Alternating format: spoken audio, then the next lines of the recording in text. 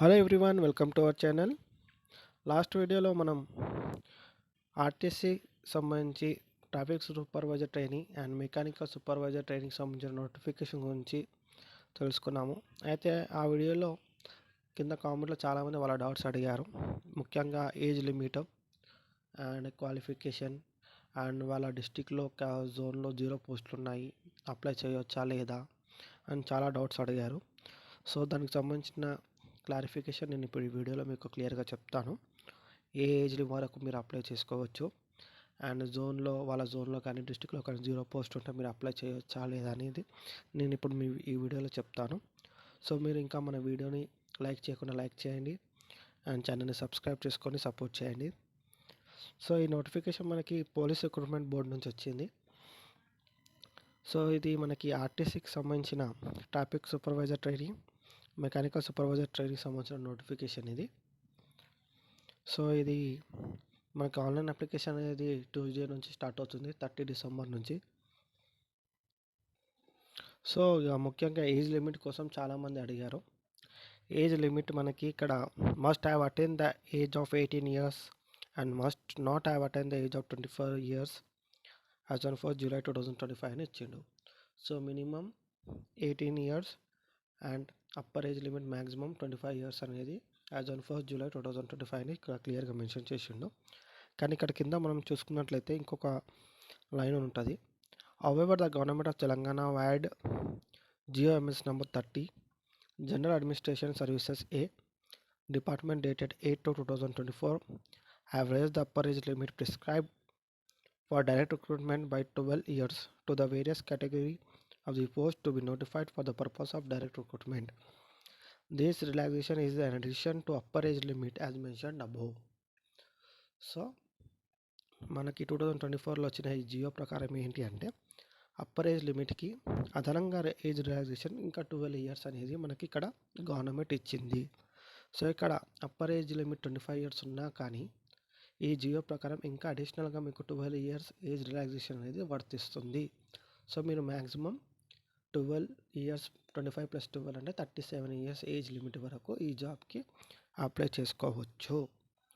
Only 25 years అది ఏం కాదు, 37 years ఏజ్ లిమిట్ ఉన్న వాళ్ళు కూడా ఈ జాబ్కి అప్లై చేసుకోవచ్చు. సో 25 + 12 37 అండ్ అలాగే ఎక్స్ సర్వీస్ మెన్ ఎవరైనా అప్లై చేయాలనుకుంటే వాళ్ళకి ఇంకా అడిషనల్గా 3 years యాడ్ అవుతుంది. సో 37 + 3 40 years వరకు కూడా ఎక్స్ సర్వీస్ మెన్ వాళ్ళు అప్లై చేసుకోవచ్చు. మిగతా వాళ్ళు 37 years వరకు చేసుకోవచ్చు. అలాగే SC ST BC and EWS category వారికి అండ్ వాళ్ళ క్యాస్ట్ ప్రకారం ఇంకా 5 years ఏజ్ రిలాక్సేషన్ అనేది ఉంటుంది. సో 37 + 5 42 years ఏజ్ వరకు SC ST BC and EWS కేటగిరీకి సంబంధించిన అభ్యర్థులు ఎవరైనా కూడా ఈ జాబ్ అప్లికేషన్ చేసుకోవచ్చు.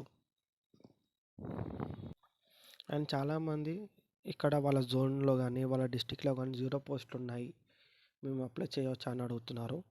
ఇక్కడ మనం ఫర్ ఎగ్జాంపుల్ ఇప్పుడు ఇక్కడ కాళేశ్వరం జోన్ 1లో చూసుకున్నట్లయితే మనకి BCB BCC కేటగిరీలో 0 పోస్టులు ఉన్నాయి. సో ఇప్పుడు BCB అండ్ BCC వాళ్ళు అప్లై చేయవచ్చా లేదా అంటే మీరు అప్లై చేయొచ్చు. మీ కేటగిరీలో 0 పోస్టులు ఉన్నాయని కూడా ఓపెన్ కేటగిరీలో 4 పోస్టులు ఉన్నాయి. సో మీరు ఆ 4 పోస్టులకి ఎలిజిబుల్ అవుతారు కాబట్టి మీరు కంపల్సరీ అప్లై చేయవచ్చు.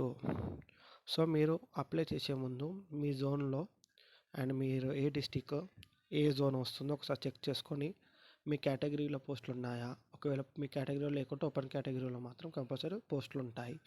సో మీరు దానికి అప్లై చేసుకోవచ్చు, ఒకసారి చెక్ చేసుకోండి. అండ్ ఇంకా సెలక్షన్ ప్రొసీజర్ సంబంధించి చాలామంది రిటర్న్ ఎగ్జామ్లో నెగిటివ్ మార్కింగ్ ఉంటుందా అని అడుగుతున్నారు.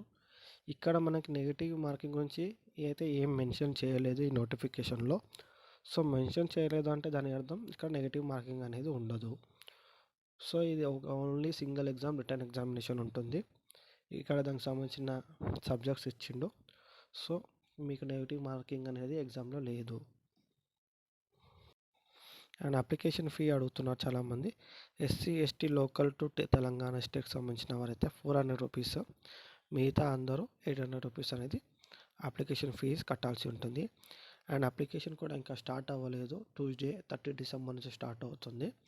So once application link open అయ్యిందంటే నేను వెంటనే మీకు ఎలా అప్లై చేయాలి, అప్లై చేసే విధానం ఏంటి, అండ్ అప్లై చేసేటప్పుడు ఏమేమి సర్టిఫికేట్ అవసరం పడతాయి అన్నిటిని నేను క్లియర్గా వీడియో చేసి మీకు చెప్తాను.